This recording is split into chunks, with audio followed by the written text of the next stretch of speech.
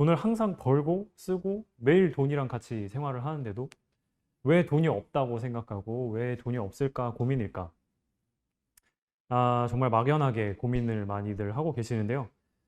특히 청년 세대가 저성장 시대에 살고 있기도 하고 또 저성장인데도 급변하는 사회, 동시에 막 계속 변하는 사회이기도 하기 때문에 굉장히 이런 고민들에 있어서 더 고차원적이고 또 더 복잡한 고민들이 많은 것 같아요. 그래서 이런 고민들을 조금이나마 덜어드리고자 이런 강연을 기획을 해서 준비를 했고요. 돈을 버는 것, 쓰고 모으는 것, 그리고 돈에 대한 마음가짐까지. 그래서 오늘 마지막 돈에 대한 마음가짐을 좀 점검해보는 시간을 가지려고 합니다. 그래서 오늘 세 번째 이야기, 좀 인문학적인 이야기를 벌써 옆에 나와 계시는데요. 김찬호 선생님하고 또 이런저런 이야기를 좀 나누고자 합니다. 그래서 모멸감이라는 책을 써서 조금 이제 많이 알려져 있는 그런 상황이고요. 오늘은 또 제가 이제 개인적으로 돈의 인문학이라는 책을 보고 어, 교수님을 또 모시게 됐는데 간단하게 좀 인사 한마디 하실까요? 예, 반갑습니다. 어, 사회학자 김찬호입니다. 여러 가지 주제로 책을 쓰고 강의도 하는데, 오래전에 썼던 책이 돈의 인문학이고요.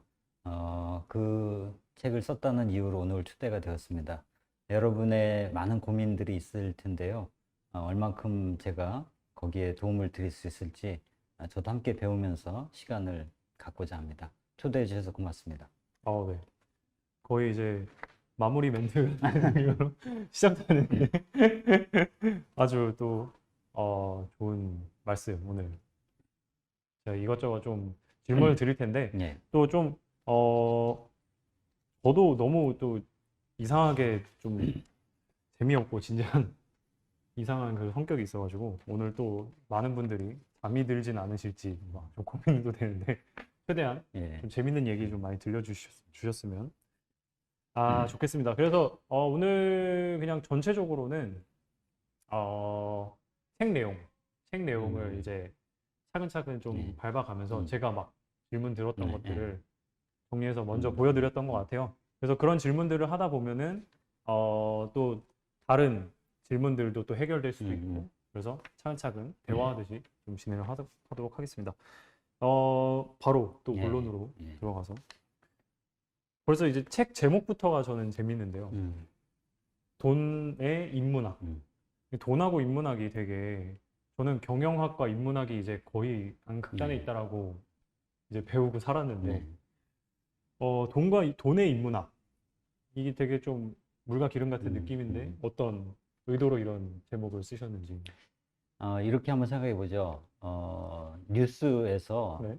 나오는 사건들을 쭉 한번 신문이든 뭐 포탈이든 거기서 보시면서 돈과 관계없는 사건이 몇 개나 될까? 어, 거의 모든 것에 다 돈이 얽혀 있습니다. 아, 전혀 돈이 얽혀 있지 않은 것은 정말 드물어요. 음, 그만큼 우리 삶에서 돈은 아주 세세하게 스며들어 있는 음, 힘이죠. 음, 근데 인문학이라는 것은 인간의 어떤 문의, 뭐 문의를 연구한다고 하지 않습니까? 그 문의라는 것은 생각과 마음의 결, 이런 건데, 다른 말로 하면 인간이 무엇으로 움직이는가, 음, 어떤 가치를 추구하는가, 그런 질문을 던지고 풀어가는 작업인데, 이 시대는 돈에 관해서 가장 많은 가치를 부여하고 있거든요. 음, 뒤집어 얘기하면 많은 가치가 돈에 의해서 좌지우지. 측정이 되는 거죠. 아, 그러니까 어, 뭐 어디에 사냐라고 물을 때 대개 그 이면에는 어떤 동네 몇 평 아파트 아, 얼마짜리 뭐 그런 식으로 이제 궁금해하는 게 많거든요. 음, 그러니까 돈의 기능 가운데 가치 측정이라는 게 하나가 있어요. 교환 기능, 가치 측정 기능, 축적 기능 이 세 음, 가지가 있는데 가치 측정이라는 게 매우 중요하거든요. 음, 그 돈을 실제로 내가 쓰지 않는다 할지라도 얼마짜리, 연봉 얼마 이렇게 함으로써 대화가 되는 거죠. 수치화되는 예. 거군요. 근데 과연 그 가치가 가격으로 그렇게 정확하게 매겨질 수 있는 근본적인 질문이 늘 아, 따라다닙니다. 그래서 결국 돈을 통해서 우리가 돈에 어떤 가치를 부여하고 그것이 인간 세상에 어떤 힘으로 작용하는지 이런 것을 들여다보면 우리 음. 삶의 자화상이 드러나지 않을까 이런 생각이 듭니다. 어, 좋습니다. 인문학이라는 것 자체가 네. 어떤 인류의 가치를 음, 계속 되묻고 네. 찾아 나가는 음, 과정인데 음, 그 가치가 현대 사회에서는 음. 이게 자본주의랑도 좀 연관이 돼 있겠네요. 그렇죠. 그러면. 예. 지금은 자본이라는 것에 너무 많은 것들이 음, 기준이 되어 음, 버렸으니까. 아, 좋습니다. 또 다음 질문인데요. 책에서 이런 문구가 있어서 좀 제가 질문을 좀 만들어 봤는데, 돈이 물질이 아니다라고 음, 말씀하셨는데, 어떻게 보면 좀 이해할 것 같기도 하고, 어떻게 보면 돈만큼 또 물질적인 게 어딨나 음. 싶기도 한데, 이게 어떤 의미인가요?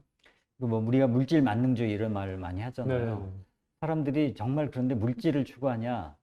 만약에 물질을 추구한다면 하루에 밥을 10끼를 먹고 자동차 100대씩 갖고 있고 뭐 그래야 음, 되는데 그렇지 않거든요. 음, 물질은 우리의 욕망이 한정적이에요. 그러니까 물질에 음, 대한 욕망은 어차피 한계가 있을 수밖에 없습니다. 밥을 음, 먹고 나면 더 이상 먹고 싶지 않거든요. 아무리 맛있는 것도. 어, 근데 돈에 대한 욕심은 무한해요. 왜냐하면 음, 물질이 아니기 때문에. 아, 아, 근데 이제 다른 말로 하면, 돈은 워낙, 지금 우리가 쓰는 걸 봐도 그렇죠. 주머니 속에 돈 점점 안 갖고 다닙니다. 음, 우리가 지난 한 달 동안 받은 돈, 쓴 돈 생각해 보면 저 같은 경우에도 한 97, 8%는 그냥 숫자만 왔다 갔다 했던 거죠. 음, 물질 자체가 없어요. 이미 음, 우린 그런 시대에 살고 있거든요. 그러니까 음, 너무나 당연해, 물질이 아니라는 거. 다만, 여전히 돈 하면 떠오르는 그 물질이 있죠. 근데 그거는, 음, 그냥 하나의 상징이고 표시이죠. 근데 음, 그게 표시일 수밖에 없다는 것을 알게 되는 결정적인 사태가 바로 사재기거든요. 사재기. 천재지변이라든지 전쟁이 음, 나면 사람들이 일제히 슈퍼에 가서 돈을 식량으로 예, 다 바꾸는. 바꾸잖아요.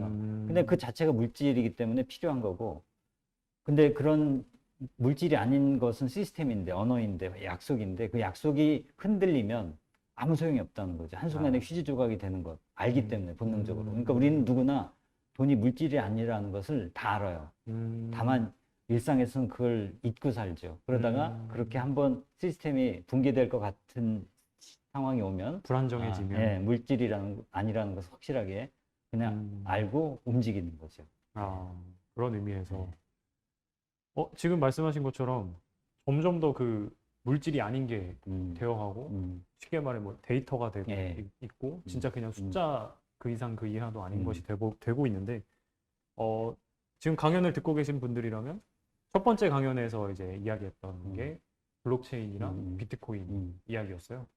그래서 이게 지금 전산화 수준을 예, 넘어서서 탈중앙까지 지금 음, 나아가고 음, 있는데 음. 가능할까요? 어떻게? 아직까지 그 많은 가상화폐, 비트코인을 포함해서 엄청난 그 투자기라고 해야 되나? 음, 올리고 있지만 네.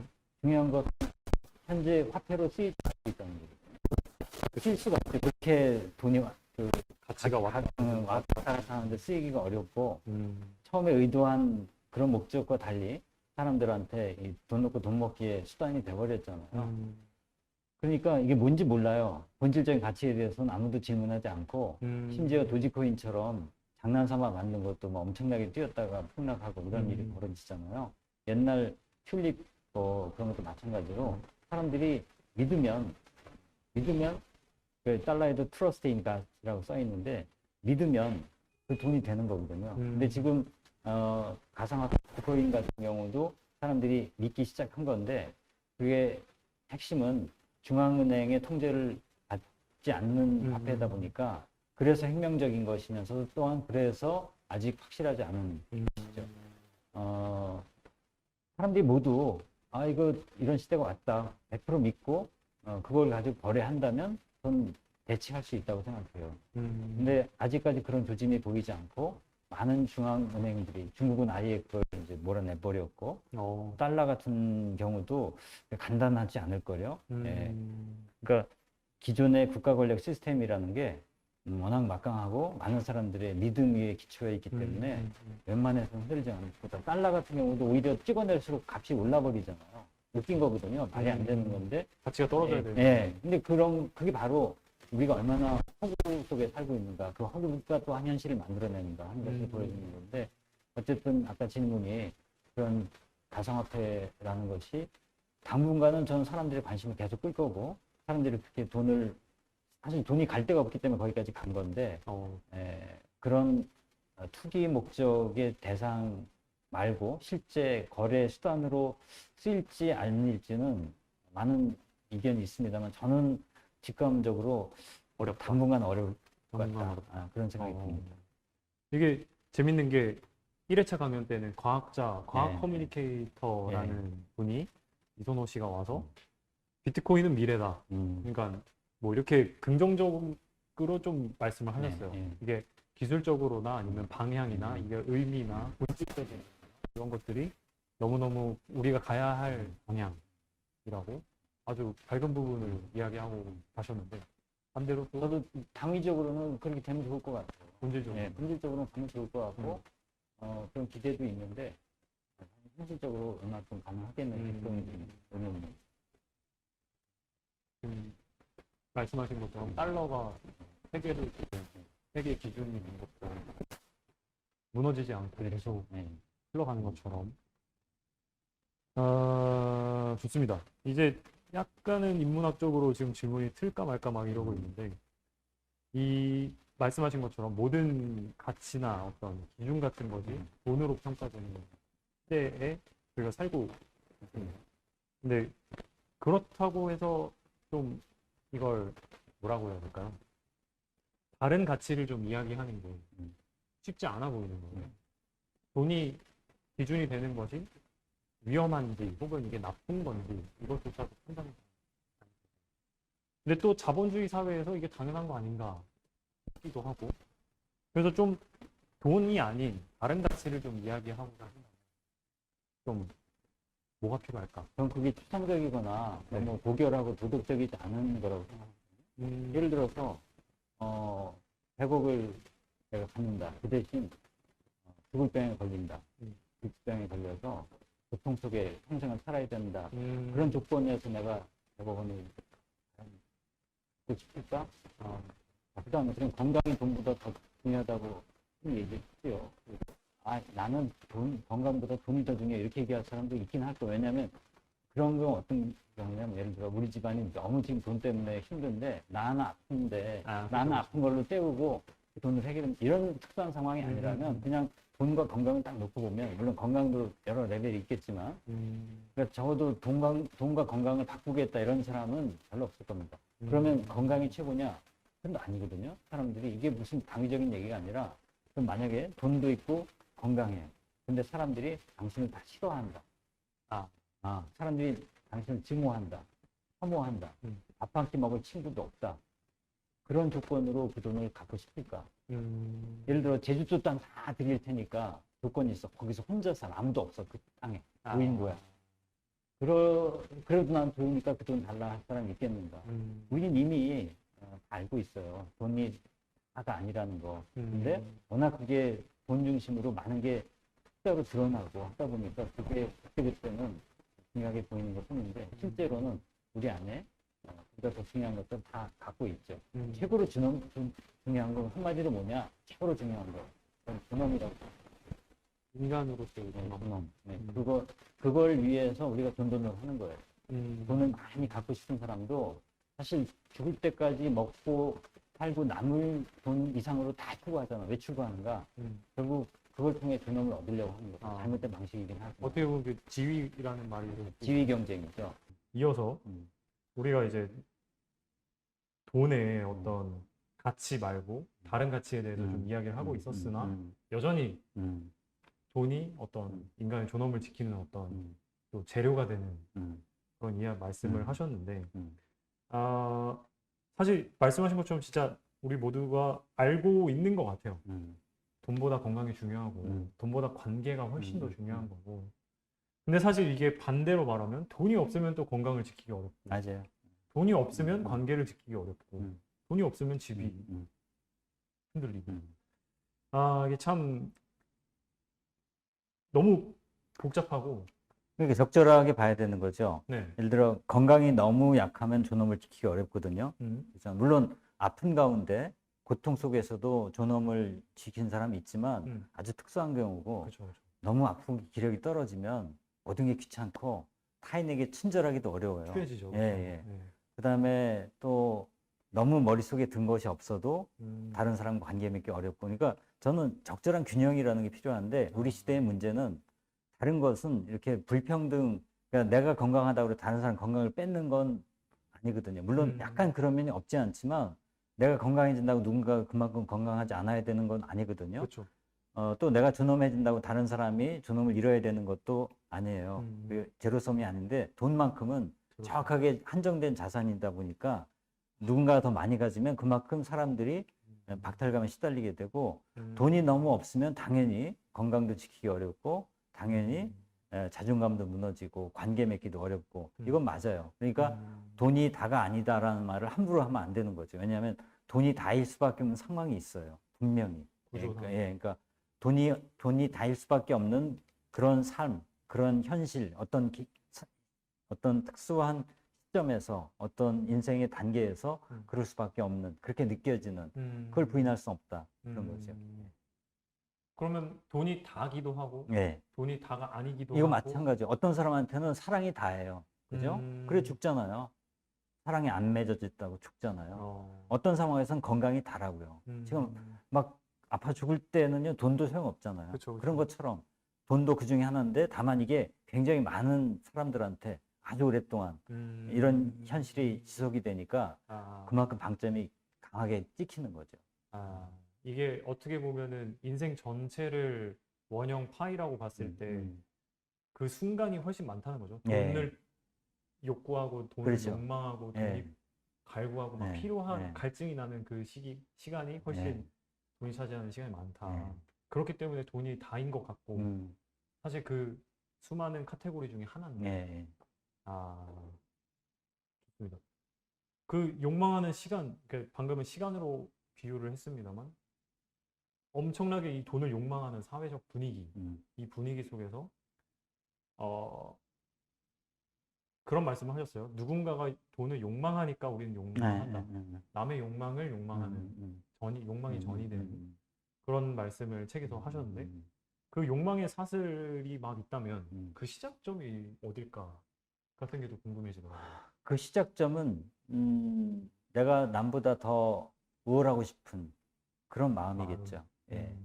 물론 내가 워낙 배가 고프고 절대적인 필요를 충족해야 되는 그런 상황도 있겠지만 돈이 적어도 출현한 이후에 돈을 통해서 많은 것들이 거래되고 그것으로 가치가 측정되는 상황 속에서는 갑자기 내 욕망이 무한으로 증폭해버리는 거죠. 아까 말씀드렸다시피 내가 아무리 돈이 많아도 밥을 하루에 10끼 먹겠다는 사람은 없는데 100만 원 받던 사람이 1000만 원 받게 되면 충족되는 게 아니라 그때부터 1억을 갖고 싶고 이런 것은 그 자체가 물질이 아니라 숫자이고 그걸로 쉽게 비교가 되니까 사람들이 욕망이 끝이 없이 되는 거예요. 그래서 그 연쇄 고리가 굉장히 강하게 작동하지 않나 생각이 들어요. 그러면 이쯤 되면 이 사회를 어떻게 다 뜯어 고쳐야 되나요? 어떻게 구조적으로 변화가 필요한 건가요? 어떻게? 그러니까 구조적으로 바꾸려고 많은 시도를 했죠. 가장 극단적으로 뭐 공산주의라는 게 나왔던 거고. 네. 그렇지만 그게 이상적으로는 좋은 시스템인 것 같지만 그걸 운영하는 사람들의 입장에서는 여전히 욕망을 가진 인간들이고 일단 자기한테 권력이 주어지면 자기를 위해서 남용하는 또 그런 습성을 버리지 못했기 때문에 거대한 관료주의의 폐해로 붕괴돼 버리고 말았지 않습니까? 부패와 관료주의 두 가지로 망한 그렇죠. 거고 그래서 그렇게 구조를 뜯어 고치는 쪽으로 가는 것은 현실적으로 상당히 지금 어려워 어렵다. 보이는 거고 다만 지향으로서의 그런 공산주의나 사회주의는 여전히 유용하지 가치로서 그런 삶을 우리가 함께 만들어 가야 된다. 근데 그게 어떤 거대한 국가 권력을 바꿈으로써 한다는 것은 너무 유언한 일이고 그 자체로 또한 부작용을 낳기도 하니까 폭력이라든지 그 대신 결국 똑같이 자본주의 사회를 할지라도 네. 그 안에 스펙트럼이 다양하거든요. 그렇죠. 그죠?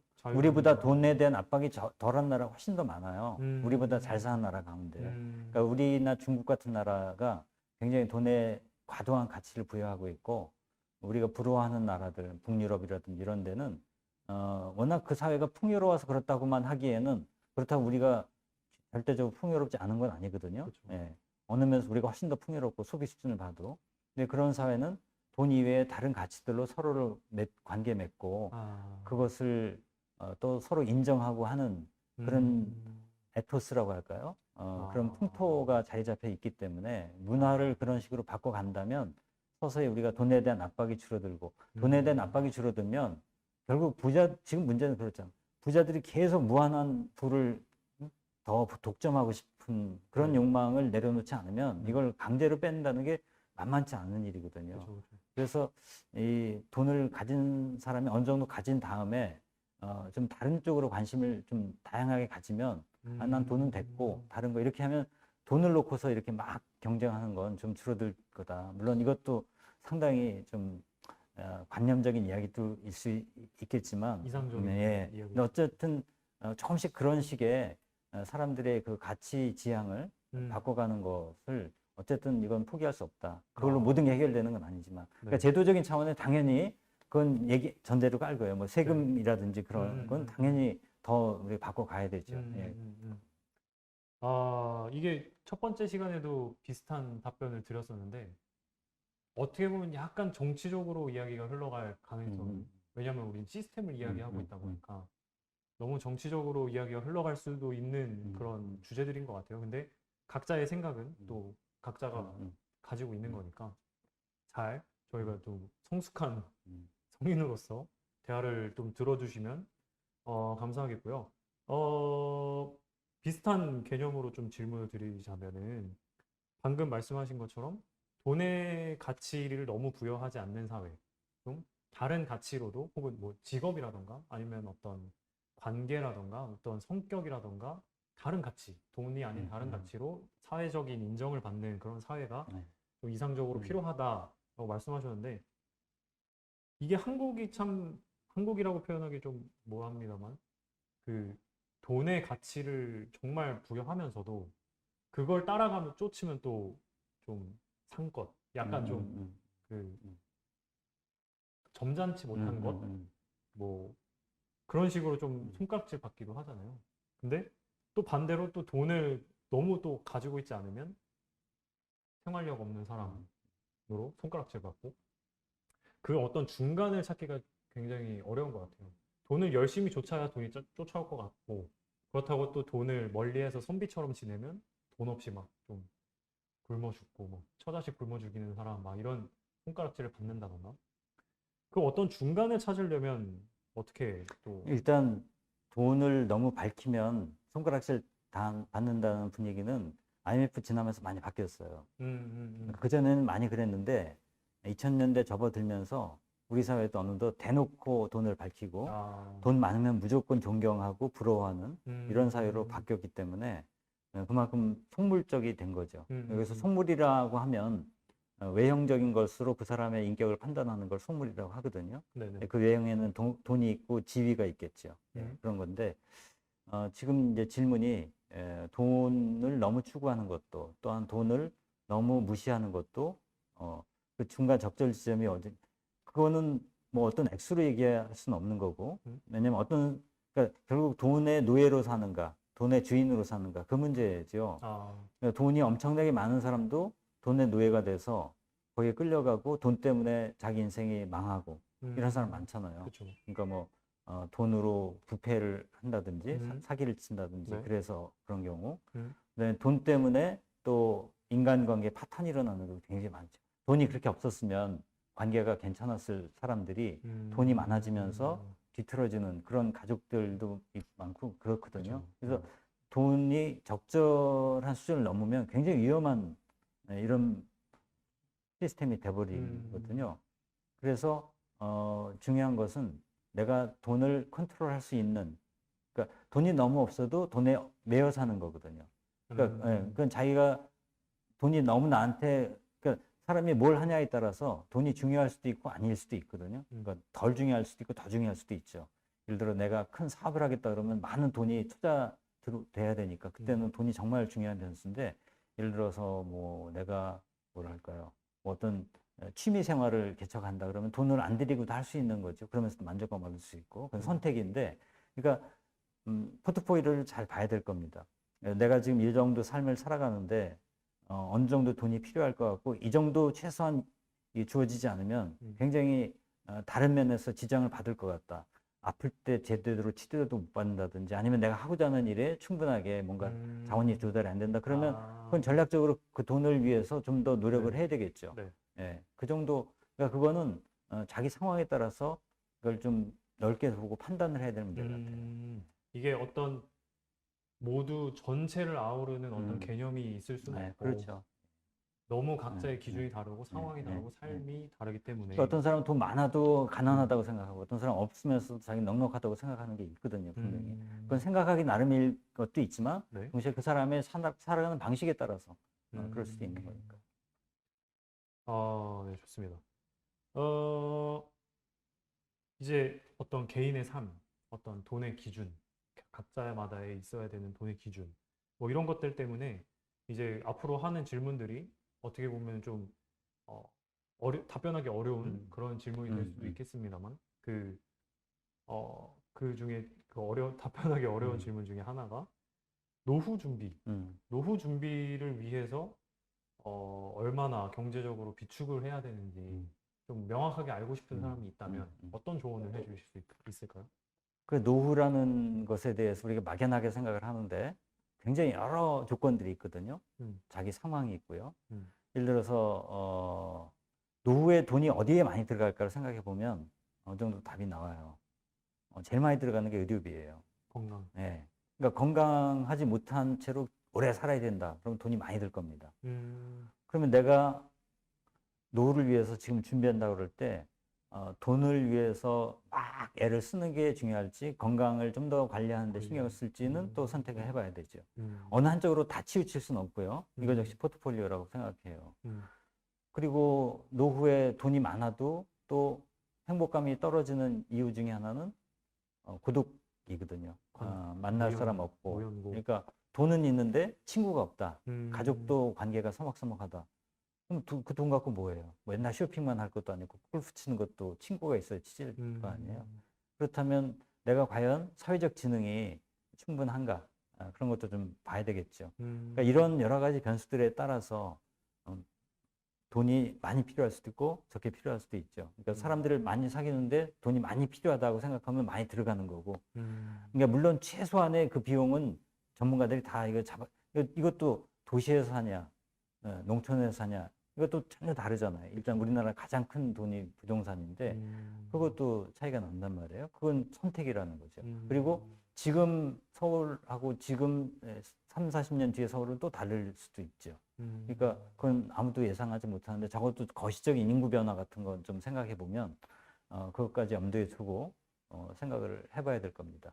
그러니까 이게 딱 고정된, 뭐 가끔 재무 설계하는 사람들은 뭐 65세에 퇴직하면 30년 더 살 때 뭐 몇 억이 필요하다 이렇게 나오잖아요, 견적이. 음, 뭐 그런 건 참고할 수 있다고 생각해요. 어떤 음, 근거에서 어느 뽑았는지. 예, 정도는. 예. 음, 그런데 돈이라는 게 미리 다 벌 만큼 벌어놓고 이렇게 쓰는 사람이 있는가 하면, 내가 지금은 없어도 노후에 꾸준하게 어떤 일을 해서 돈을 조금씩 더 벌 수 있다. 음, 그러면 미리 그렇게 왕창 벌어놓을 필요는 없는 거잖아요. 음, 그다음에 필요할 때 내가 꼭 그걸 내 돈으로 충당하는 것만이 아니라 다른 사람한테 도움을 받을 수도 있고, 그러니까 음, 돈이 아니라도 다른 형태의 도움을 받을 수 있는 거죠. 그러니까 음, 그렇게 돈보다도 내가 필요한 것, 가치, 예, 여기서 가치라는 도덕적 가치가 아니라 내 삶에 풍요로움을 줄 수 있는, 그것을 내가 자기를 들여다보면서 잘 설계해 보면 음. 돈의 비중이 좀 잡힐 것 같아요. 아, 음.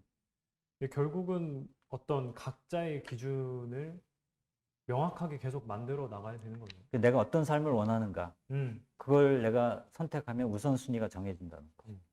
근데 사실 제가 다른 모임에서도 막 이런저런 청년들이랑 고민에 대해서 이야기를 하고 있는데 그러니까 내가 무엇을 욕망하는가에 대해서 명확하게 정리하고 하기가 쉽진 않잖아요. 네. 그걸 죽을 때까지 계속 해 나가야 된다고 결론에 이르렀는데, 짧은 지식으로는. 그런 개인의 어떤 욕망 혹은 바라는 것을 좀 명확하게 하려면, 이렇게 생각하면 돼요. 내가 한 1년 있다 죽는다. 그럼 음, 뭘 지금 할 건지. 음, 그거 명확해지거든요. 어, 물론 그렇게만 살 수는 없어요. 근데 그때 비로소 드러나는 게 있어요. 엄연한 음, 현실이잖아요. 우리 죽는다는 거. 그렇죠. 그리고 내가 죽은 다음에 사람들이 날 어떤 사람으로 기억해 주기를 바랄까? 이런 질문을 해봐도 제 스스로도 제가 헷갈릴 때 그렇게 자문을 해요. 어, 그러니까 제가 제일 이제 집착하는 것 중에 하나는 이게 명예거든요. 돈보다도. 네, 그러니까 이런 책을 쓰면 책이 얼만큼 팔리고 저자로서 얼만큼 이렇게 지위가 이 올라가고. 파워라이트라고 하잖아요. 그게 근데 어, 돈도 돈이지만 영향력이잖아요. 사회적인 그쵸. 일종의 문화 권력인데 그런 건 저 같은 사람한테는 굉장히 욕망의 대상이거든요. 그리고 나보다 그런 걸 더 가진 사람들 보면 주눅 들고 어, 괜히 막 열등감 느끼고 음, 질투심 나고 한단 말이에요. 근데 어, 네. 솔직히 저도 지금 베스트셀러 이렇게 못 봐요. 그거 이렇게 진열돼 있으면 내 책이 교보문고에. 없을까 봐. 아니 그러면. 거기 내가 끼지 못한다는 것에 대해서 자괴감 때문에 네, 네, 네, 베스트셀러 네. 이렇게 쭉 그러니까, 진열돼 있으면 그러니까. 나하고 다른 세계라고 생각이 들고 괜히 이제 나랑 아직 그 수준이에요, 제가. 근데 음, 그래도 옛날보다 좀 나아진 거는 가끔 제가 그런 괴로움에 빠질 때 생각해 봤어요. 내가 뭘 원하지? 음, 진짜 죽고 난 다음에 내 후손들이, 내 친구들이 뭐 몇백 년 후까지 기억될 건 아니지만 내가 떠나간 다음에 장례식장에서 사람들이 난 어떤 사람으로 기억해 줬으면 좋을까? 어, 그랬을 때 그분은 정말 베스트셀러 작가였어. 그건 아니더라고요. 그건 아니다. 나는 그냥 그 친구랑 함께 있었으면 참 즐거웠고 따뜻했다. 그런 얘기 들으면 제일 좋을 것 같아요. 어, 그게 진짜 나더라고요. 그 저의 음, 경우에 그렇기 때문에 이런 이야기가 좀 참고가 됐으면 좋겠어요. 아, 사실 근데 저희가 가정을 한다고 해도 음, 그게 참 쉽지는 네, 않잖아요. 네. 그래서 저희는 그 어떤 욕망하는 것을 좀 이제 피하지 않는 것도 좀 음. 중요한 것 같아요. 그러니까 쉽게 말해서 베스트셀러 작가가 되고 싶다라는 어떤 그 욕망도 그냥 피하지 않고 아, 한번 마주하고 그렇죠. 또 예. 대해보고 음, 대해봐야 또 음, 이게 음, 뭔지 음, 음, 아닌지 음, 이게 음, 아니구나를 음, 선생님도 이제 음. 느끼셨을 거 아닙니까? 아, 너무 재밌습니다. 그러니까 우리 네. 욕망이 많은 경우에 다른 사람한테, 특히 부모들한테 음, 이렇게 강요된 것 또는 암시된 것 네네네. 그런 것을 오랫동안 살다 보니까 특히 한국 사회에서는 맞아요. 자기 자기 진짜 뭘 원하는지를 알기가 어렵죠. 음, 그건 좀 짚고 넘어가야 될 부분이라고. 저도 예전에 막 그런 뭐 버킷리스트 작성하기 뭐 음, 이런 음, 것들이 유행하기도 음, 했었는데 그것의 의미가 이제 뭐 이런 쪽에 있지 않을까 그렇죠. 예. 뭐 그런 생각. 그것대로만 살 수는 없어요, 당연히. 내가 음, 1년밖에 남지 않은 삶과 앞으로 30년, 50년 더 삶이 똑같을 수는 없다고 생각해요. 다만 음, 그렇게 한번 생각해 봄으로써 지금 점검해 볼 수 있다. 그런 거죠. 뭘 예, 원하는지 예, 예. 내가 쉽게 말해 뭐 농산일 하고 사는 게 음, 나을지 음, 도심에서 음, 노후를 보내는 게 음, 나을지 정도도 음, 어느 정도는 음, 선택할 수 음, 있다. 아, 당장 이제 다들 시한부를 받으시고 어차피 다 시한부잖아, 우리. 그죠? 예, 넓게 보면 또 다 그렇죠. 시한부죠, 그렇죠? 예. 네. 너무 재밌네. 우리 뭐, 아이고, 한 네, 60년 시한부 아니에요? 그렇죠. 또 근데 예, 첫 번째 강연 하신 예. 그 과학자분은 이제 뭐 100년, 예, 뭐 어쨌든 150년 살 거다. 근데 그 몇십 년이라는 건 아무것도 아니죠. 우주의 야, 시간에서 보면. 빅뱅 얘기부터. 아, 좋습니다. 또 이제 또 답변하기 좀 어려우실 수도 음, 있겠습니다만 집값이 몇 년 사이에 음, 굉장히 음, 많이 음, 불안정화되고 있잖아요. 정책적으로도 음, 음, 많이 지금 간섭을 하고 있고 정부에서. 이 사태의 어떤 정확한 원인이랄까요? 뭐 음. 그런 게 뭐가 있을까요? 이건 뭐 전문가들이 다 얘기하는 건데 네. 돈이 너무 많이 풀렸죠. 일단 통화량이 많다. 워낙 많이 풀려 있었던 데다가 결정타가 팬데믹이죠. 전 어, 세계적으로 어마어마한 돈이 시중에 나오게 됐는데 그 돈이 갈 데가 없는 거잖아요. 주식 음, 시장이 끌어오른 것도 그 중에 하나고. 어, 그러니까 가상화폐로도 가고 네. 지금 가상화폐가 없었으면 주식시장 더 뛰었을 더 겁니다. 뛰었을 예, 주식시장 없었으면 부동산 더 뛰었을 거예요. 어, 그나마 가상화폐 주식시장이 이제 흡수해줬기 때문에 아. 부동산이 덜 뛴 것도 있다고 보는데 네. 그렇게 뛰었는데도 여기가 더 뛴 거는 물론 정책적인 오류도 분명히 있다고 보는데 네. 어느 정권이 들어섰어도 저는 올랐을 거라고 봐요. 어느 정도 정도의 차만 있을 뿐이지. 왜냐하면 세계적으로 다 지금 비슷한 현상에 사람들이 지금 불확실하잖아요. 이게 그쵸. 지금 팬데믹이 약간 끝나가는 듯 싶지만 지금 또 델타 바이러스 때문에 어떤지 모르지만 네. 불확실한 때는 기업 같은 데 투자 누가 하려고 하지 않잖아요, 당연히. 네. 있던 산업도 무너지는 판이기 때문에 그러다 보면 자산에 다들 이제 올인하기 쉬운 거고 결국 그렇지 않다면 미술품이라든지 그런 쪽으로 좀 갈 텐데 그거는 자체적으로 워낙 좀 미술품 자체는 비싸지만 그 시장 규모로 보면 너무 적은 그쵸, 거잖아요. 그쵸. 일반인들이 뛰어들기에도 그렇고 결국 그래서 지금 부동산이 많이 오른 거다. 쉽게 말해서 뭐 수요가 늘어났다는 수요도 말씀이시죠? 수요도 이제 집에 대한 수요도 절대적으로 늘어난 것도 있다고 봐요. 수도권에서는. 그다음에 1인 가구도 늘고요. 그러니까 인구는 줄기 시작했지만 가구 수는 계속 늘거든요. 아, 쪼개지면서. 그렇죠. 작게. 혼자 살고 둘이 살고 이렇기 음. 때문에 그래서 수도권 중심으로 해서 수요가 는 것도 있지만 그걸로만 설명하기에는 너무 뛰었죠 또. 네, 그러니까 그거는 또 플러스 통화량이 증가한 거 거기다 투기 심리가 또 작동하는 게 이게 다 얽혀서 돌아가는 거라고 봐야 되겠죠. 그렇게 해서 지금 제가 대학 다니던 시절만 해도 뭐 집 사는 걸 포기하겠다 그렇죠. 청년들이 뭐 그런 M4 세대라는 이야기도 벌써 이제 막 5, 6년, 7년 전 이야기인데 현재도 집을 구하는 게 굉장히 청년 세대에서 굉장히 어려운 일인데 어떻게 대안적으로 바라보는 게 좋을까요? 아니면 기성세대가 하는 것처럼 내 집을 소유하는 것이 나은 방향일까요? 어떻게? 그건 제가 답하기 어려워. 그건 사회학자가 말하기는 어려운. 일단 제 영역이 아니기도 하고 네. 또 얘기 들어보면 부동산 전문가들도 네. 그동안 얘기해온 게 뭐 틀리기도 하고 맞기도 하고 분분하거든요. 그래서 이건 점쟁이 영역일 가능성이 상당히 있다고 보는데 제 딸도 지금 결혼해서 2년 다 돼가는데 네. 집이 당연히 없죠. 이건 뭐 저희 집안의 문제이기도 하죠. 일단 제 딸은 집을 어떻게든 마련하려고 애를 쓰고 있고 그러니까 저는 집을 소유하는 걸 목표로 해서 돈을 모으는 것은 손해볼 짓은 아니잖아요. 나쁜 어차피, 일은 어차피 아끼고 더 저축하고 다만 위험한 것은 빚을 많이 져서 과도하게 투자 이걸 투기식으로 이렇게 하게 되면 옛날에 하우스 투어라든지 그런 일이 언제든 또 벌어질 수 있는 거기 때문에 그렇게 리스크를 좀 최소화하면서 전 여전히 자산이라는 것은 중요한 우리나라에서는 너무나 그 비중이 커서의 문제지 여전히 현실적으로는 부동산은 자산으로서 안정된 그런 가치를 담보해 주기 때문에 그쪽에 신경을 쓰는 것은 전 당연히 저도 집이 지금 당연히 있지만 다행히 없다면 저도 당연히 어느 정도는 관심을 갖고 좀 할 것 같아요. 근데 현실적으로 전혀 아무리 해도 그게 될 것 같지 않다고 하면 뭐 그건 선택해야 되겠죠. 거기에 에너지 쓰느니 나는 그냥 편하게 살자. 임대로 계속 하는. 근데 이제 살겠다. 문제는 전세도 임대도 자꾸 오르니까 그게 만만치 않잖아요. 그러니까 더 극단적으로 아예 그냥 집값이 안 오르는 지역도 있으니까. 뭐 서울이나 뭐 아주 밀집된 이런 공간 그렇죠. 말고 벗어나서 다른 지역으로. 그런 선택까지 염두에 둔다면 또 다른 루트가 나올 수도 있겠죠. 그렇죠. 많이 시야가 넓어지겠죠. 그러니까 자기가 삶의 전제를 좀 이거는 절대 못 바꾸라고 하는 것도 한번 의심해 보는 것도 필요할 것 같아요.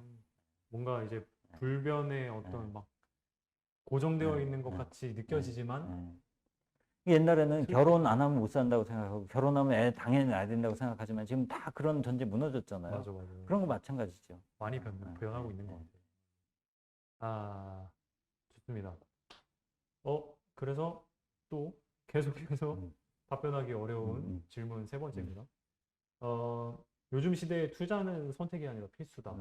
이 말에 먼저 동의하시는지? 네, 하죠. 동의하신다면 어떤 또 선생님만의 방법이 있으신지 어떻게 하고 계신가요? 저는 안 해요. 안 하고 계세요? 뭐 필수라고 예를 들어서 자동차가 필수라고 그러지만 저 자동차 없거든요. 어, 그런 정도예요. 그런 느낌으로. 필수라고 해서 100%다 해야 되는 건 아니고, 그쵸, 그쵸. 그러니까 대다수 사람들이 이거 하는 것이 도움이 되니까, 전 음, 제 딸도 하고, 제 아내도 뭐 관심 가는데 돈이 없어서 못 하는 것 같고, 그런데 저는 왜 안 하냐면, 어, 그, 거기에 신경 쓸 에너지를 다른 데 쓰는 게 저한테 도움이 되니까. 예, 그러니까 저는 한다면 원칙은 그렇게 해야 된다고 봐요. 네네. 젊은 사람일수록 자기 자신에게 투자해야 된다.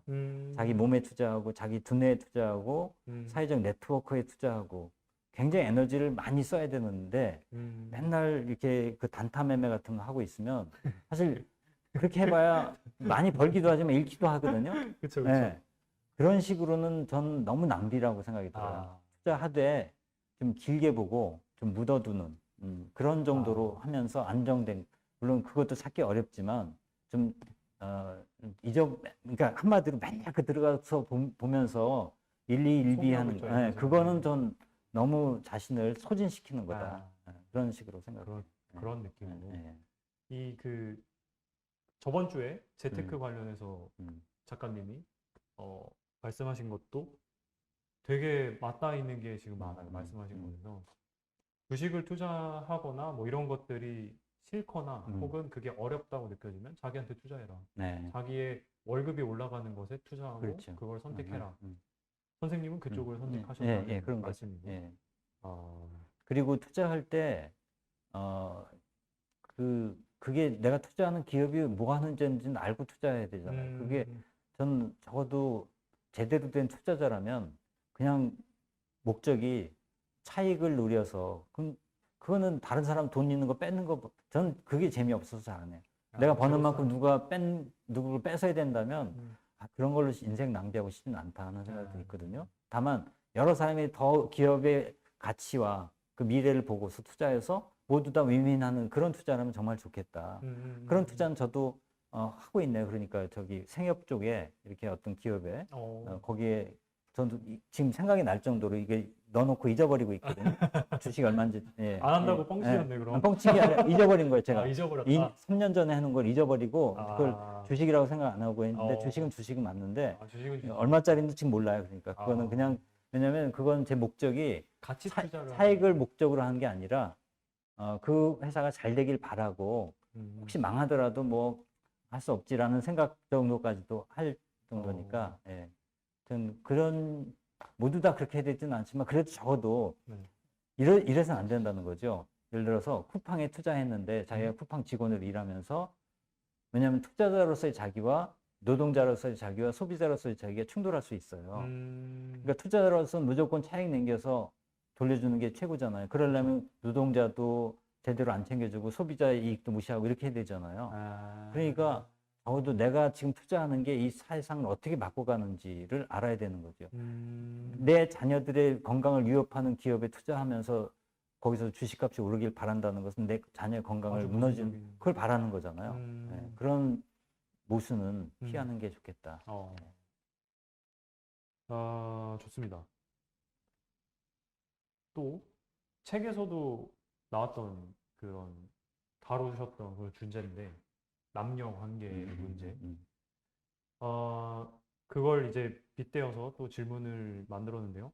돈 때문에 결혼을 좀 주저하고 미루는 청년들이 굉장히 많잖아요, 지금 시대에는. 아까 말씀하신 것처럼 결혼을 꼭 해야 돼라는 전제가 무너진 것처럼. 그런 낭만보다 좀 현실적인 고민이 앞서고 있는데 돈보다 어떤 사랑이나 뭐 낭만이나 어떤 결혼, 누군가의 관계 이런 가치가 또 높은 거야라고 말하면 해결될 문제일까요? 이게 어떻게? 그 사랑이라는 것은 네. 연애가 아니라 결혼이잖아요. 음, 지금 나눠서 생각해야 될 것 같아요. 연애랑 결혼은 다르다. 다르잖아요. 음, 연애는 뭐 돈이 그렇게 많이 필요 없잖아요. 근데 음, 실제로 뭐 그러니까 그렇게 많이 필요하지는 않다는 거예요. 집이 없어도 연애는 할 수 그쵸, 있으니까. 그쵸. 근데 결혼은 집이 없으면 못 하는 거잖아요. 음, 그러니까 그 점에서 다르고, 음, 연애는 그냥 사랑의 감정을 나누는 게 목적이고, 결혼은 현실이고 삶을 함께 책임지는 건데, 음. 그러니까 어느 정도 물적 토대를 당연히 생각해야 되겠죠. 네. 이건 전략이라고 생각이 들어요. 음. 그러니까 진짜 내가 이 사람이랑 그 사랑의 종착역으로 결혼을 반드시 나는 원한다고 할 때, 그런데 경제적 여건이 뒷받침되지 않는다고 그럴 때는 어디선가 내가 그걸 최적화할 수 있는, 영어로 옵티마이즈라고 하죠. 네. 어차피 우리는 사는 게 어딘가는 다 부족할 수밖에 없죠. 어떤 사람은 장애로 태어나고요. 어떤 사람은 부모님 없이 태어나고, 어떤 사람은 난민으로 태어나 자라고. 다 누구나 자기가 원치 않고 선택하지 않았는데 주어진 핸디캡이 있다고요. 네. 그러니까 돈이 없다는 것도 핸디캡이에요. 그러면 장애인이랑 내가 결혼할지 이런 거 비슷한 거죠. 장애인도 핸디캡이니까. 그럼 네. 돈이 없는 나도 핸디캡이라고요. 그럼 이 핸디캡을 어디까지 내가 보완할 수 있을지 이런 것은 잘 연구해 봐야 되겠죠. 그러니까 극복할 수 없는 핸디캡도 있으니까 그런 경우라면 뭐 결혼을 못 하는 거고, 내가 최소한 결혼할 때 이 정도는 해야 된다고 생각하는데 그게 안 된다면 그럼 못 하는 거죠. 어떻게 해요. 근데 그 기준이 너무 우리가 통속적이어서 네. 최소한 이 정도 지금 예를 들어서 저는 결혼하면서 돈이 없다고 하면서 보면 결혼식 할 때 돈 많이 쓰던데 젊은이들 뭐 그렇게까지 사진 다 찍고, 물론 그 돈이 몇 푼 안 된다고 하지만 저는 그 정신이 중요하다고 생각해요. 아, 그렇죠. 돈이 없다 하면서도 우리 때보다 결혼식에 돈 더 많이 써요. 그렇죠. 많이. 예, 그런 걸로 생각하면 소비를 어떻게 좀 최소화하면서 더 다른 데서 좀 만족감을 찾을까, 그런 것을 좀 두루두루 생각해 봐야 될 것 같아요. 그럼 뭐 제가 잘 이해한 건지 모르겠습니다만 사랑만으로는 결혼할 수 있는 사회는 아니다. 그건 옛날에도 마찬가지였죠. 옛날에도 옛날에도 부모의 반대에 부딪혔고, 그럼 부모의 반대에 부딪혔을 때 그걸 뚫고 도망가서 할지, 그냥 부모를 선택할지는 어느 것이 정답은 아니잖아요. 그렇죠. 그러니까 부모의 반대를 무릅쓰고 둘이 도망가서 결혼했다고 해서 그걸 비난할 수도 없는 거고, 반대로 부모님의 뜻을 따라서 그냥 결혼을 포기했다고 저 사람 비겁하다고 얘기할 수도 없는 거고, 그런 것처럼 저는 옛날이나 지금이나 사랑만으로 되는 건 아니죠, 항상. 결혼은 현실적인 거다. 예, 예. 어차피 가족과 가족의 결합도 상당히 있는 거고, 아무래도. 그렇죠. 예. 법적인 거잖아, 어차피 또. 그렇죠. 역시 결혼은 안 하는 게 혹시 우리 시대에는 결혼 다 했어요. 예. 우린 뭐 결혼은 당연히 하는 거고. 혹시 아주 현실적으로 이상적인 그 시작이셨나요? 혹시? 우리 때는요. 네. 제가 90년도에 결혼했는데 그때는 서울에서 제가 1,500, 1,800 전세에 시작했어요. 방 3개짜리 연립주택. 그러니까 아무리 물가 차이가 있다고 그래도 지금은 1억도 안 되죠. 아무리 해도. 그러니까 그 당시에 수준이 그랬다니까요. 그러니까 돈이 없어서 결혼 못한다 이런 건 별로 없었어요. 취직 다 웬만큼 돼 있었고, 그러니까 시절이 좋았죠, 우리 세대는. 그러니까 뭐 그런 고민은 없었어요. 그래서 다들 결혼했고, 믿는 것도 없이도. 그러니까 부모한테 물려받는 것도 없어도 일단 웬만하면 직장은 다 있었기 때문에 직장 생활 잘하면 좀 지나면 집을 마련할 수 있는 기회들이 많았죠, 지금보다는. 좋습니다. 또 뭐 지금 책과 관련해서는 제가 선생님한테 하고 싶었던 질문은 다 끝난 것 같고, 이 이제 약간 근본적인 이 제목이 사실은 되게 키치하고 유치해 보이지만 나는 왜 돈이 없을까? 라는 질문이 어떻게 보면은 되게 고차원적인 질문이 될 수도 있을 것 같아서 그 제목으로 좀 질문을 드리고 싶어요. 나는 왜 돈이 없을까?에 이런 의문에 나름의 대답을 하신다면. 그만큼 우리 사회가 고비용 구조가 된 거예요. 어, 고비용 구조. 그러니까 예전 같으면 그러니까 절대적인 돈의 수준으로 보면 옛날에 훨씬 더 돈이 없었죠. 지금 예를 들어서 스마트폰 얼마 하죠? 보통 지금? 새로 100만 원. 하죠, 진짜. 아무리 돈 없어도 다 가지고 있잖아. 비차폰 안 쓰잖아요. 그렇죠. 그거 없으면 못 사는 시대가 돼버렸잖아요. 물론 뭐 죽는 건 아니지만. 근데 생각해 보면 아무리 물가 어쩌고 저쩌고 해도 직장도 없는 사람이 100만 원짜리를 그냥 툭툭 사고 몇 년 만에 교체하고 한 달에 통신이 얼마 내고, 근데 그것뿐인가요? 뭐 전반적으로 모든 게 이제 돈으로 귀결돼 버리는. 그러니까 전에는 돈이 없어도 충족할 수 있었던 욕망을 이제는 돈이 없으면 안 되는. 그게 꼭 허영이나 사치, 과도한 욕망이 아니라 사회 자체가. 이게 예전에는 그냥 친구한테 뭐 빌부터 살기도 하고 없으면 누구한테 도움도 청하고. 그쵸. 근데 지금은 그런 게 다 끊겼단 말이에요. 사회적 관계들이. 음. 가난한 사람들 경우에 옛날에 보면 달동네 같은 데 보면 진짜 돈 없었지만 얹혀서. 뭐 서로 이제 도와주고 돌봐주고. 예를 들어서 지금은 애 나면 애 봐줘야 되는 비용이 반드시 들어가는데 옛날에는 뭐 옆집에서 봐주기도 하고 음. 알아서 다 음. 공동 육아가 가능했던 거죠. 음. 그러니까 이렇게 돈이 사람들 관계가 해체되고 많은 게 상품화되면서 서비스든 물건이든 네. 상품화되면서 고비용 구조가 된 것이 돈이 없다고 느낄 수밖에 없는 구조가 하나가 있고 객관적으로 또 하나는 이제 주관적으로 느낌으로 정보가 많아졌어요. 우리가 정보가 많아졌다는 욕망이 높아졌고 비교의 대상이 많아졌다는 거죠. 인터넷 켜면 너무 잘난 사람들, 너무 돈 많은 사람들. 그러니까 갖고 싶은 게 너무 누가 많아. 폭삭 망했다는 것은 별 뉴스가 안 돼요. 그죠? 그쵸. 폭삭 망하면 뉴스 안 되는데 누가 깨돈 벌었다. 주식으로 뭐 비트코인으로 대박 났다. 그래서 퇴직했다 그러면 막 빅뉴스가 돼요. 정말 드문 사례인데 그런 뉴스가 몇 번 들려오면 나만 손해본 것 같고 나만 가난한 것 같이 이렇게 느껴지는 이게 함께 작용하고 있다. 저는 그렇게 생각이 들어요. 경제 심리학적으로는 다 이제 고비용이 되었고. 고비용에다가 또 이제 돈이 많아지긴 했어도 너무 한쪽으로 진짜 몰려버렸기 때문에 지금 뭐 세계 몇 프로가 몇 프로의 부를 갖고 있다는 얘기를 하면 놀라잖아요. 1%가 그쵸. 뭐 숫자도 외우기 어려운데 상상을 초월하는 그런 돈들이 몰려 있잖아요. 극소수가 너무 네, 많은 돈을 그렇죠. 가지고 있기도 하고 네. 우리가 생활하는 데 드는 비용도 평균적으로 다 오르기도 그렇죠. 했고 네. 그래서 진짜 그냥 물리적으로 돈이 없다라고 느낄 수밖에 네, 없는 네. 그런 경제적으로 그런 게 있고 심리적으로도 그런 어떤 결핍들, 그렇죠. 내가 가지지 못하는 것들, 뭐 성공만 하는 사람, 성공하는 사람만 비춰주는 사회라던가 그런 것들이 네. 이게 정말 재밌는 게 그 저번 주랑 자꾸 비교해서 죄송합니다만 그 저번 주에 그 작가님은 우리가 돈에 너무 관심이 없어서 돈이 없다라고 느끼는 거다라고 답변을 해주셨어요. 돈과 너무 친하지 않고 돈과 친하게 지내려고 계속 노력해야 되는데 근데 사회학자는 이렇게 또 대답을 하셨군요. 좋습니다. 오늘 준비한 내용은 거의 다 끝났고요.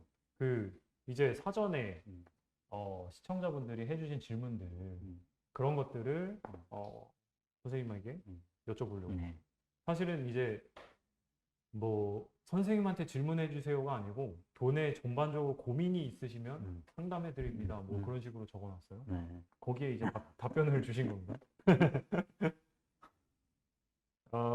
근데 좀 해결된 문제들이 있어서 서혜선 씨의 질문인데요. 흥청망청 소비하는 습관을 어떻게 줄여야 될까요? 그거는요, 가계부를 써보면 되죠. 저도 가계부는 안 쓰는데, 네. 저는 흥청망청 쓰지 않기 때문에. 근데, 뭐, 공부하는 사람이 뭐 돈 쓸 일이 많지 않거든요. 뻔하니까. 네. 근데, 그래도 쓰는 게 제가 습관 안 돼서 그렇지, 저 같은 사람도 쓰는 게 도움이 된다고는 하더라고요. 왜냐면, 새 나가는 돈들이 있고, 한번 그래서, 그건 뭐 명확한 것 같아요. 흥청망청 쓰는 것은. 이미 흥청망청 쓰고 있다는 걸 아실 정도인데 그러면 구체적으로 어느 순간에 그러니까 그동안 쓴 지출 내역을 보면 그 상황들이 있잖아요. 네. 돈을 갑자기 쓰는 게 아니라 누구와 약속을 했어. 그다음에 2차 갔어. 이런 뭔가 고리들이 있다고요. 그런 패턴을 자기가 좀 잘 알아차려야 되겠죠. 그러니까 굳이 내가 돈 쓰지 않아도 되는데 굳이 안 만나도 되는데 뭐 등등 좀 이렇게 복기를 해보는 것. 추적이 된다는 거죠? 예. 좋습니다. 다 조금씩 꽤 인문학적인 질문이 있어서 차바울님의 질문이네요. 돈에 종속된 삶이라는 걸 알아차릴 수 있는 방법. 네. 그러니까 돈에 종속된 것이 꼭 자기 잘못만은 아니에요.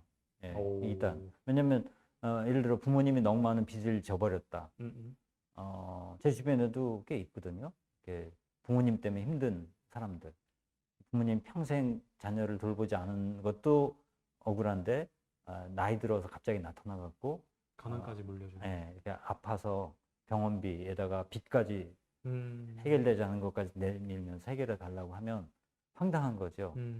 지금 아무것도 자기한테 부모한테 덕본 것도 없는데 뭐 그것도 좀 섭섭한데 덕보긴커녕 거꾸로 이제 덤탱이를 써야 되니까 그러니까 이런 것도 그 삶은 돈의 노예가 될 수밖에 없죠. 그러니까 아프면 몸의 노예가 되잖아요. 그렇죠. 그죠? 또 누가 나를 막 괴롭히면, 나를 협박하면 내가 아무런 잘못을 안 해도 그 사람이 나를 협박하면 그 사람의 노예가 돼요. 그 상황에서. 인간이 약하기 때문에. 그래서 돈에 끌려 사는 삶을 너무 스스로를 막 비난하거나 이게 도덕적으로 문제가 있는 것처럼 생각하면 안 된다. 그냥 이건 하나의 삶이다. 전쟁 나면 막 피 흘리고 다치고 피난 가고 하는 거잖아요. 네. 그런 것처럼 우리가 어떤 시대에 던져져서 내가 어찌할 수 없이 겪어야 되는 고생이 있다고 봐야 되는 거죠. 근데 뭐 운명적으로 받아들여야 되나요? 일단 우리가 어떤 시대에 던져진 건 운명이잖아요. 그건 내가 선택할 수 없었던 거잖아요. 그리고 태어나서도 계속 거시적으로 벌어진 일, 미국에서 금리 오르고 내리는 걸 내가 어떻게 하겠어요. 그렇죠. 네, 그런 거죠.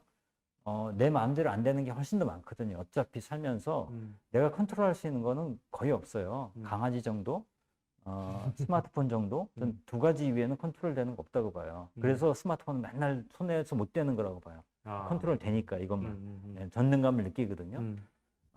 그래서 돈은 내가 어떻게 한다고 예를 들어서 맘먹기에 따라서 예를 들어 다른 사람에게 인정받는 건 내가 인정은 포기할 수 있다고 봐요. 근데 돈은 그럴 수 없는 속성이 또 있죠.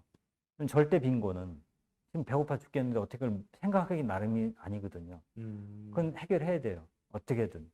그러니까 내가 자기 나름의 하한선은 정해야 된다고 봐요. 이거 정도 이하로 내려가면 다른 것이 같이 흔들려 버린다 하면 이걸 해결해야죠. 근데 혼자 해결하기는 어려우니까 그래서 협동조합도 있는 거고 정치도 있는 거죠. 그래서 투표를 잘해야 되는 거고 근데 뭐 진보를 표방하는 당에서도 뭐 종부세를 완화한다고 한다든지 이런 식의 방향이 가는 것은 여전히 우리가 제대로 된 우리의 많은 사람들의 민의가 반영이 안 되는 거고 자기 이해관계를 거스르는 선택들을 많이 하잖아요. 그런 것도 우리가 좀 자각을 해봐야 될 텐데 그러니까 크게는 우리가 국가 수준을 넘어서서 어쩔 수 없는 일도 또 있죠. 우리가 아무리 정치를 잘 해도 그렇죠. 근데 그건 뭐 그렇다 치더라도 적어도 우리 국가 내에서의 부의 분배라든지 일자리라든지 이런 거는 얘기를 좀 많이 해야 되거든요. 예를 들어서 경제 살리기 한다고 하면서 중소기업 지원한다고 하면서 그 돈이 자동화로 투자된다. 그럼 중소기업은 살렸지만 일자리는 사라지는 거거든요. 그렇죠. 그런 게 많다고요. 의외로. 명분은 좋은데 실제로 많은 사람들한테 오히려 해가 되는 탁상 그렇지, 그 탁상 공론일 수도 있고 음모일 그러니까 다 알면서도 그렇게 이제, 왜냐하면 모르고 한 게 아니다. 그렇죠. 정책하는 사람들도 뭐 그런 업체들한테 로비를 받았을 수도 있고 저는 그런 게 더 크다고 봐요. 명분만 그렇게 내걸고 그래서 돈의 노예가 된다고 할 때 그렇게 우리가 주어진 어떤 정치력, 사회적인 결속, 연대 이런 걸 통해서 조금씩 바꿔갈 수 있는 것, 거기에도 에너지를 쓰면서 동시에 내가 또 내 차원에서 할 수 있는 것. 너무 내가 돈에 예를 들어서 경우에 따라서는 끊어야 될 때는 끊어야 된다. 내가 책임질 수 없는 것까지 무한 책임을 다 져야 된다면 둘 다 다 망하거든요. 어떤 때 냉정하기도 해야 되는 거죠. 그러니까 그 경우에 따르면 가족도 그렇게 해야 된다는 얘기도 하는데 어느 상황인지는 저는 뭐 딱 잘라서 얘기할 수는 없지만 네. 그래서 이제 다른 한편으로 돈의 노예가 되는 것은 진짜 이게 내가 약해서 돈의 노예가 될 때가 있어요. 그러니까 약할 때 힘을 추구하는데 가장 얻기 쉬운 게 돈이거든요. 빨리. 다른 힘은요. 얻기 쉬운 힘은 네, 돈이다. 얻기 쉽다는 것은 금방 얻을 수 있는 것. 예를 들어 내가 권력을 금방 얻을 수 없어요. 그렇죠. 지적 능력을 금방 얻을 수 없어요. 명예를 금방 얻을 수 없어요. 근데 돈은 어떻게든 누가 주면 되잖아요. 그렇죠. 투기해서 벌면 되고 로또 당첨될 수도 있고 한순간 운명이 바뀔 수 있는 유일한 통로처럼 여겨지다 보니까 거기에만 관심을 갖다 보면 다른 힘을 내가 얻는 데는 신경을 안 써요. 시간이 걸리다 보니까. 그래서 무력감이 오히려 돈을 또 더 갈증 나게 하고 그러니까 돈을 악순환이 되는 그렇죠. 거죠. 돈과 친해지고 전 중요하다고 봐요. 돈을 잘 관리해야 되면서도 내가 중심, 내 삶의 중심과 내가 삶을 이끌어가는 그 힘을 잘 이렇게 기준을 세우는 것, 세우는 것. 그건 매우 중요하다고 생각합니다. 이 질문에 따라서 온도 차이가 굉장하시네요. 그래요? 소비가 흥청망청하다 하는 질문에는 몇 문장으로 해결을 하셨잖아요. 네, 거의 뭐 종속된 삶 막 이런 얘기하니까 왜냐면 막 레이어가 돈은 간단치가 않거든요. 한마디로 얘기하기에. 왜냐면 처한 상황이 너무 다르기 때문에 이렇게 제가 얘기가 길어지는 거예요. 예를 들어서 지금 누군가 구체적인 어떤 분을 놓고는 얘기가 빠를 거예요. 그렇죠. 예, 그 사람의 경우가 있으니까. 근데 지금 여러 상황들이 있기 때문에 이거 한마디로 해버리면 오해가 생겨요. 예, 그러면 돈이 다란 말이야? 아니면 돈이 다가 아니란 말이야? 둘 다 맞아요. 둘 다 맞는 말이다. 돈이 다일 수도 있고 아닐 수도 와, 있어요. 오늘 거의 뭐 인문학의 끝을 달리고 있는데 좋습니다. 빨리 또 다음 질문으로 이것도 간단하게 답변하실 수 있을지 뭐 모르겠지만요. 김원희 씨가 하신 질문인데요. 결혼 후에 경제 관리를 합치는 게 좋을까요? 합친다는 것은 그것도 역시 그 케이스 바이 케이스라고 봐요. 뭐 그러면 간단하게 선생님의 경우를 저희는 우리 세대는 다 합치죠. 그렇죠. 그 뭐 집도 공동 명의로 하고 그다음에 그냥 뭐 누구 합친다는 게 뭐겠습니까? 그냥 모아놓고 함께 쓰는 거잖아요. 이권의 예, 예, 그런 거니까. 근데 저는 아닌 부부도 봤는데 전에 되게 신기했는데 네. 교보문고에서 책을 개선하는데 부부가 책 사는데 따로 각자 개선하더라고. 이거 네 책이니까 네가 개선해. 애기 안고. 되게 신선했어요. 그 사이가 나쁜 관계 아니었는데도 그런 걸 보면 그러니까 그거는 제가 뭐 딱 정답이 있는 건 아니다. 그러니까 다 장단점이 있겠죠. 하고 그건. 싶은 대로 해라. 예. 좋습니다. 다음 질문은 뭐 앞에 서론을 굉장히 길게 쓰셨는데 주상원 씨의 질문입니다. 질문만 읽어드릴게요. 미래의 제 자식들에게 변해가는 돈의 기능을 어떻게 바라보고 벌고 쓰고 그냥 단순하게 막 그런 행위가 아닌 어떤 가치를 또 부여해서 교육하는 게 좋을까요? 뭐 이런 질문을 했네요. 자녀를 키우고 계신 분 같아요. 아니요, 아직 애도 없는 걸로 그런데- 알고 있습니다. 제 지인인데. 근데 벌써 애를 생각하면서 그러게요. 굉장히 긴 안목으로 건방지네. 보시네요. 네. 전 우선 자신이 그러니까 우리 세대는 지금 세대는 좀 난가? 경제 교육이라는 게 없었죠. 전혀. 맞아요. 예, 없었어요. 저도 마찬가지고. 저도 그렇게 잘한 것 예, 같습니다. 그렇죠. 네. 그래서 그렇기 때문에 내가 지금 부족한 게 뭔가 경제 교육을 제대로 받았다면 이 점에서 달라졌을 텐데 하는 거 있다고 봐요. 예를 들어서 소비자로서 구매 행동을 할 때 맞아요. 이런 것도 문제가 있고 때로는 막 충동 구매도 하는 것도 있고 물건 사놓고 제대로 관리 안 해갖고 똑같은 물건 2번 사고 뭐 하여튼 자잘하게 낭비되는 거 되게 많거든요. 그러니까 우리는 돈을 버는 것만 생각하는데 잘 쓰는 거. 그러니까 많이 벌면 뭐해? 줄줄 세면 아무 소용 없잖아요. 이걸 잘 관리하는 거. 이런 것도 저도 지금 신용카드 빨리 해제해야 되는데 뭐 계속 미루면서 이런 것도 이제 이게 괜히 연회비 비싼 거 전화 받고 뭐 좋은 혜택 있다 그래서 덜컥 했는데 하고 보니까 제가 그 많은 걸 다 쓰지도 않을 것 같아서 해제해야 된다고 생각하면서도 계속 미루고 있는데 이런 것도 좀 습관이 안 된 거거든요. 그러니까 그렇게 그 돈에 대해서 근본적인 가치에 대한 교육이 하나가 있고 그다음에 돈이 돌아가는 어떤 거대한 시스템, 글로벌한 것까지 포함해서 그런 거에 대한 이해도 중요하고 그다음에 자기의 어떤 경제적 행위 패턴 이런 것도 살펴볼 수 있는 부모들은 그래서 아이가 어느 정도 크면 자기 가족을 아예 딱 케이스로 놓고 뭐 어디까지 공개할지는 이제 좀 두 번째로 하고 적어도 좀 나이가 들수록 나이가 들수록 어느 부분까지 공유하는 게 필요하다고 봐요. 경제 상황을 대충은. 맞아요. 그리고 용돈 같은 것도 좀 적절하게 주면서 자기 스스로 관리하고 그런 것. 안 좋은 것은 돈으로만 보상하는 건 안 좋은 것 같아요. 뭐 뭐 집안에 돈을 빌미로 뭐 그러니까 예, 뭐 동기부여를 돈으로 하는 공부라든지 거. 집안에 집안일 하는 걸 다 음, 돈으로만 이렇게 하는 것은 음, 너무 어릴 때부터 돈으로만 이렇게 음, 음, 가치를 음, 매기는 음, 그런 습성을 들일 수 있다는 생각이 들어요.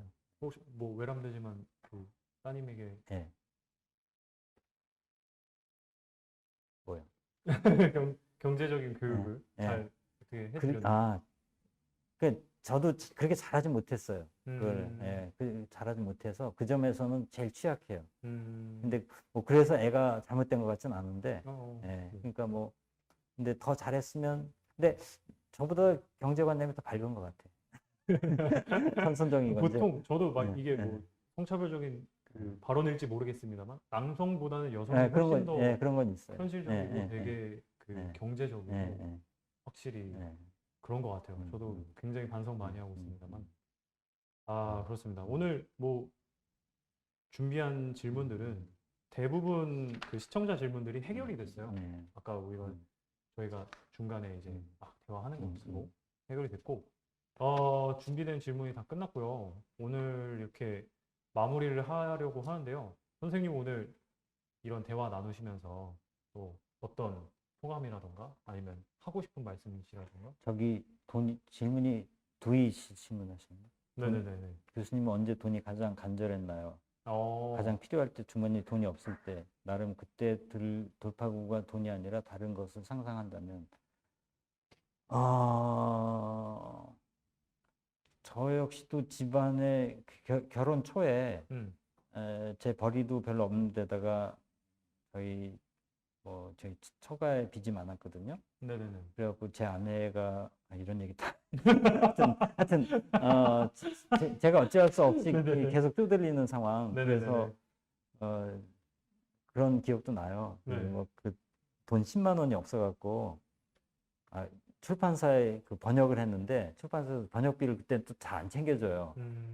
그래서 출판사에 막 가갖고 돈 달라고 그래서 10만 원 겨우 받아온 그 가면 이게 장부도 안 적어놨더라고. 말도 안 되는 건데. 하여튼 음, 그때가 참 처연하더라고요. 음, 애 낳기 직전이었는데 단돈 10만 원이 없어갖고 출판사에 가서 음, 어차피 내가 받을 돈은 맞는데 그렇게 재촉해서 받아오는 그런 게 그다음에 뭐 신용카드가 막 밀려갖고 그래서 신용카드 독촉도 받고 뭐 그랬던 상황 그런 때가 돈이 가장 간절하죠. 어, 그런 때 돈이 돌파구가 그런 때 이제 돈밖에 해결할 수가 없죠. 음, 예, 아까 얘기한 게 그런 상황이죠. 음, 돈이 닿을 수밖에 없는 상황이 있다. 그건 음. 예를 들어서 아픈데 병원비 들잖아요. 그렇죠. 그거 어떻게 하겠어요?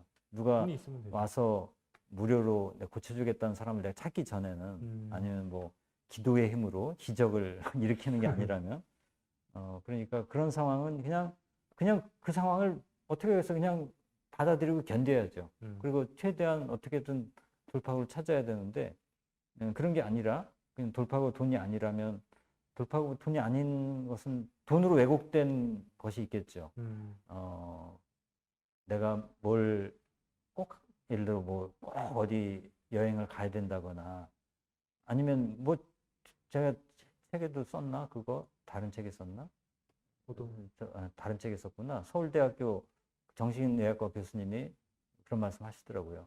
자기 찾아오는 노인 중에 돈이 없어서 자살 충동을 느껴서 오는데 어떤 상황이냐면 건물이 세 채래요. 근데 돈이 없다고 자살한대요? 건물이 다섯 채 있다 두 채는 날린 거예요. 아, 그래서 자살하고 싶다는 거 돈이 없어서. 왜 그런가? 건물 다섯 채 있는 사람들이 다 친구거든. 이 친구들이랑 못 어울리는 거예요, 이제. 아, 이게 그 사람한테는 지금 돈밖에 없는데 객관적으로 말도 안 되잖아. 건물 세 그쵸, 그쵸. 채인데. 그런 경우에는 빨리 알아차려야죠. 이게 내가 지금 뭔가에 빠졌구나. 좀 구별해야 될 것 같아. 절대적인 생존의 문제와 이렇게 다른 사람과의 비교 우위, 비교, 예, 그것만 따지는 것은 다른데. 음, 그러니까 체감으로는 비슷해요. 돈이 음, 다인 것처럼 체감이 되지만 음, 그 나는 아닌 것 같아. 네. 아, 좋습니다. 결국 마지막에도 비슷한 말씀을 음, 계속 음, 오늘의 음, 어떤 큰 주제에 음. 비슷한 말씀을 계속 하고 계신 것 같아요. 그래서 뭐 또 마지막으로 소감 같은 게 있으실까요? 어, 그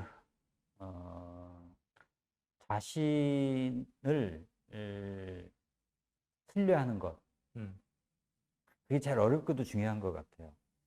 음, 자기를 믿으란 말은 약간 이렇게 무대뽀로 들리는데, 이게 신뢰하고 믿는 말 약간 다르잖아요. 음, 비슷한 말 같지만, 음, 그러니까 자기를 신뢰한다는 것은 허세를 부리라는 게 아니라 내가 어떤 상황에 처하든 그걸 뚫고 나갈 수 있는 힘이 있다고 믿는 것, 음, 그 잠재력, 음, 창조적 지혜, 용기, 그것을 놓으면 지금 같은 시대는 뚫고 나가기 어렵다고 보고요. 근데 생각해 보면 역사를 보면 지금 우리가 굉장히 힘들다고 하지만 인간은 늘 힘들었다. 음, 음, 이 세상 전체를 놓고 봐도 그렇고 역사를 놓고 봐도 그렇고 예를 들어서 이렇게 우리가 과거 어느 시점으로 무작위로 던져져서 어떤 삶을 산다 그러면 지금보다 나아질 것 같아요. 우리가 그 선택을 할 것 같아요. 별로 못할 걸요. 고려 시대에 여러분이 아무리 귀족으로 태어나도 지금보다 못한 것도 많을 거예요. 예를 들어 의료적인 처치라든지 이런 거 말도 안 돼. 웃기거든. 진짜 얼마나 고통스러웠는데. 그래서 어, 좀, 좀 비관적인 얘기일 수도 있는데 전 인간의 삶은 괴로움의 연속일 수밖에 없다. 근데 그걸 상수로 놓고 그걸 내가 쥔 패로 놓고 이것에서 내가 어떻게 뭘 풀어가는가가 이번 내 생의 게임이다. 이걸 통해 내가 좀 더 성장한다. 한 단계 올라가는 그런 과정으로 보면 돈도 여러 개 중에 하나, 장애물 중에 하나. 인간은 살면서 너무나 장애물이 있는데 돈이라는 장애물이 굉장히 커 보일 때도 있고 실제로 클 때도 있는데 어차피 삶은 장애물의 연속이다 보면 그걸 통해서 내가 나를 만나는 것이 아닐까 이런 생각이 듭니다. 아, 오늘 또 아주 진지하게 긴 이야기를 또, 저는 나름대로 재밌었습니다. 이분들이 이거 아, 궁금하실 것 같은데 안 보이네. 네. 말씀드렸어요. 좋습니다. 오늘 뭐 할 이야기는 거의 다 이제 끝난 것 같고요. 이제 마무리를 하고 끝내려고 합니다. 이제 세 번째 강연까지 여러분들이 다 이제 만나 뵙고 또 이야기를 다 전달을 해 드렸는데요.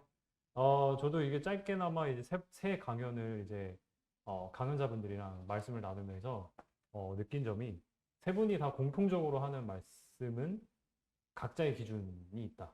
각자의 기준이 있고 그 기준에 맞게 돈을 모으는 거든 돈을 버는 일이든 돈에 대해서 내가 어떻게 생각을 하든 마주하든 다 각자의 개인의 그 기준을 가지고 움직여야 된다 같은 거를 느꼈던 것 같아요. 그래서 너무 또 다른 사람의 비교 우위에 서서 막 뭐 돈 많다고 자랑할 것도 없고 돈이 없다고 힘들어할 것도 없고 오늘 하신 말씀처럼 어, 다 내 안에 정답이 있다. 내가 저도 좀 이상하게 지금 이분처럼 막 이야기하고 있는 것 같아서 여기까지 좀 말을 끊기로 하고요. 나머지 저희가 이제 강연했던 내용들은 청년사회발전소 유튜브에 아카이브 될 예정이니까요. 가끔 또 들르셔서 많은 정보를 얻고 혹은 또 마음의 뭐 안정을 취하고 뭐 그러고 가셨으면 좋겠습니다. 네. 오늘은 여기까지 해서 마무리하도록 하고요. 어, 마지막으로 저쪽 카메라 보고 인사를 하고 끝내도록 하겠습니다. 네. 오늘 수고 많으셨습니다. 네, 네. 고맙습니다. 감사합니다.